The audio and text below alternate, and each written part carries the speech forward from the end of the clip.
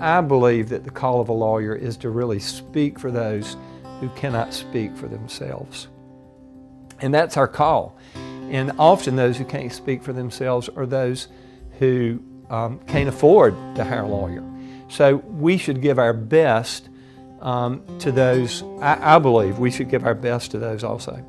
Everything we do, first as a lawyer, everything we do reflects upon the judicial system and how it works and how people look at it. Even those things that we do outside of the profession. You know, I know a lot of lawyers who are very active in their community and very active in the Bar Association or the State Bar or very active in the legislature. And those services, I think, reflect well on how people look upon our judicial system.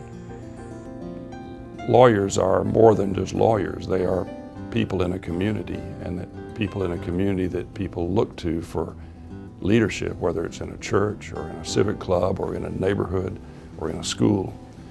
And lawyers have such great skills to be applied that they ought to be taking those skills into the community. It remains a highly noble profession. It is a helping profession. People come to lawyers and trust them with their personal lives, their financial matters. Most of the time, people are not seeing a lawyer unless it's something that's truly important to them. So I think the fact that it is a service profession in the noblest tradition of that still holds. I would say the less desirable aspects of it and things that I think have changed over the years, I would point particularly to what I consider an abuse of the rule on sanctions. I find that young lawyers that are deciding to go into the profession want to find a place to plug in and help. And as an attorney in the small community in which I live, the place that I have found that I can fit into and help is just in the school system. And I go into the schools and volunteer in the schools and adopt classes and do character education in the school system on a weekly basis. What a blessing it is to get to do work that is challenging and fun and of service to other people. But in North Carolina, when I started practicing, I'd been to school at Chapel Hill. There was nowhere in this state that I didn't know somebody. There was no county seat in North Carolina that I could not get on the phone and say, look, I've got a client, I want to refer somebody up your way, or to have people do the same with you. And that kind of fellowship and closeness that's always been a part of our bar has been just a delight in what we've done, and the enduring relationships you make with people, that you have the chance to work on things, and through the Bar Association. The Bar Association provides so many opportunities for you to be able to be of service to your profession, and those opportunities invariably lead to your having connections with people that last all your life. When I came along, it really was the expectation. I would say, as I said earlier, it was part of the general ambience when I was in law school. It was part of the ambience when I was an undergraduate. People like Bill Friday and Bill Aycock, who were both lawyers but academic administrators, were preaching the giving something back theme song. So it came all through school. When I joined my law firm, it was just expected that you were going to be in a civic organization or two. I want to say my second and third years with the law firm, I chaired the local March of Dimes campaign. I did something nobody had done before. I expanded it to the African American community. And I did it by picking a co-chair for the African American community that I had observed on a jury in an eminent domain case. She was a school teacher and just made a good impression on me. I did check her out with some of my contacts in the African American community, but everybody said, yes, she's good. I asked her to do it, she did it. We not only raised more money for the March of Dimes, we made it a full community effort. So there were things like that that were just expected when I came along. I find young lawyers today, I'll never forget, I had a clerk one year when I was on the Supreme Court. I was taking the last course one night a week at the University of Virginia that I needed for my SJD degree. He had just graduated from there, and I got him to be my driver. I remember thinking when I asked him to do it, I may be abusing this young man. Turns out he had a girlfriend in the business school and was delighted that I wanted him to go up there with me one night a week. But I remember discussing this with him, and he was planning to go with one of the large firms in the state. He said, Justice Richard, I would love to do those things.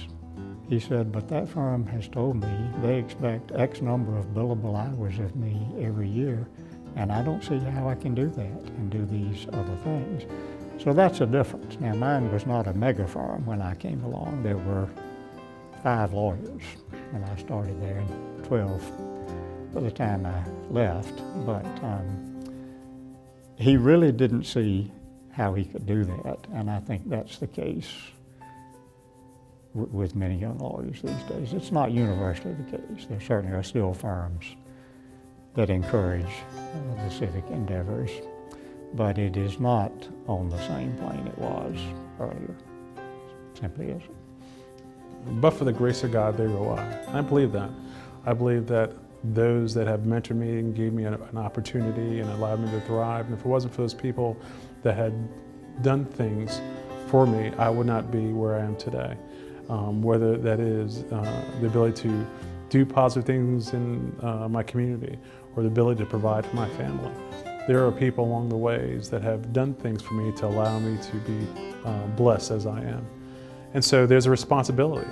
I think the responsibility as me as a member of my community, as a member of our human race, or as a member of our profession. And so in doing that, our profession should be encouraged. We're looked at somewhat differently, and I think we should be.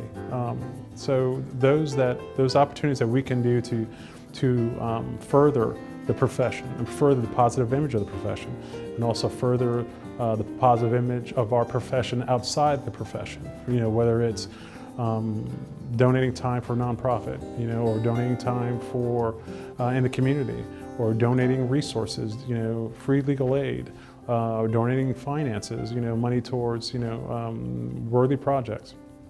I think not only does your heart good and does our community good, but it does the profession good, because people will look at you as an attorney and a barrister and see that not only are you a community member and a professional of the community, but you're giving back. And so it's very important, I think, as an individual, but also I think it's important as a member of a very noble profession.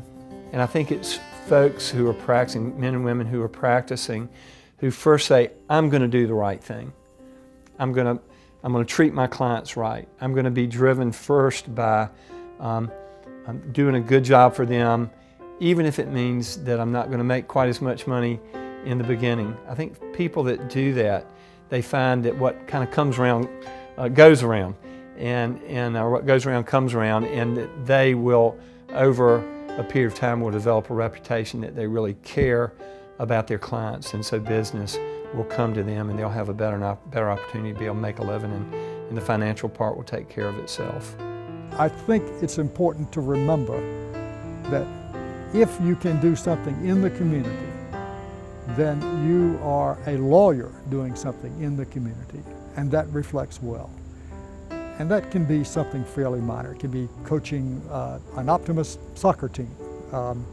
It might be doing a little work in the men's club in your church community. Or it may be something more substantial, perhaps appearing in the legislature, or being president of the local Optimist club. But it's important to do things outside the profession to let people know that lawyers are not bad people. I think if a lawyer is called upon to do something in his community, he needs to pitch in and help out. He cannot become a recluse of reading and writing briefs. And it helps one if you stay in touch with what's going on in the community, in your civic club, boys and girls clubs, environmental clubs. You keep in touch with what's going on, and it winds up helping you not only present yourself in your client's case in a professional way, but in an effective way. And I think that's what's good about it. I was always very clear that no matter how much money that I made, I was going to have a part of my practice that was going to be a poverty-based practice. I was going to do some pro bono work. That's what we call it now. So I took what they called overflow cases from legal services. So when they had more clients than they could handle, or people were just slightly above that wealth line for them, which I shouldn't call a wealth line because it's a poverty guideline, but they didn't qualify for their services, then I was on that list and I would take those cases on and do those cases for free. I was committed to that because I knew that there were people who needed representation who would never be able to pay the retainer fees that we were charging at the firm and the hourly rates. But they were the people who, in many ways, needed a lawyer the most. I think that wherever you are, whatever the law firm or whatever organization, you need to be aware of the diversities of the various people that are working there, and put yourself in their shoes and think about what their life is like, and how do you come across with what you might be saying even thoughtlessly, and just try to be a friend to them and to be courteous to them. I love to be able to try to not get so busy with accomplishing my agenda, checking off my checklist, and doing these things that I feel like are really important things. And I love trying to take time to listen and really help. I can give you multiple examples of young lawyers that I know who are active in their community doing the kind of service that we just talked about. They don't have to do that, and they certainly don't get paid for it. Now, they may be able to make contacts that provide business for them, but the overall image is that they are responsible individuals in the community. They're responsible family members. They're doing the kinds of things that you would like for men and women who practice law to do. I would be in the law library at the firm with him at 12:30 at night, trying to find a solution to a client's problem when sometimes there wasn't one. But he was very focused on the professional duty to do the very best that we could for a client. It's been a delight to have work to do that you felt like was useful to your clients and often useful to your community and to your state. Even now with our students, to say, if you're not serving, then I don't think that you're a good lawyer. I said, you can go and be as successful as you want and send me the clippings. I said, but if somewhere in there it doesn't tell me how you're helping somebody, some community group, helping a nonprofit, how are you making a difference? Lawyers are people at the sort of end of the line for a lot of people. Last hope, really. And we've got to have really good people doing that. That there's human disorder that lawyers have been called in to try to fix. That's a pretty darn important role in society. And courtrooms are sort of the last straw for most of those people. So I want the very best people, men and women, in those courtrooms, defending the rights of people, defending the rights of entities, attempting to get at the values of being a lawyer. I mean, for me, the values of being a lawyer are getting at the law, doing it right, getting at the truth, and then ultimately getting justice. I mean, if there's a code for us, it ought to be that. the law, truth, and ultimately justice. It's a pretty high calling.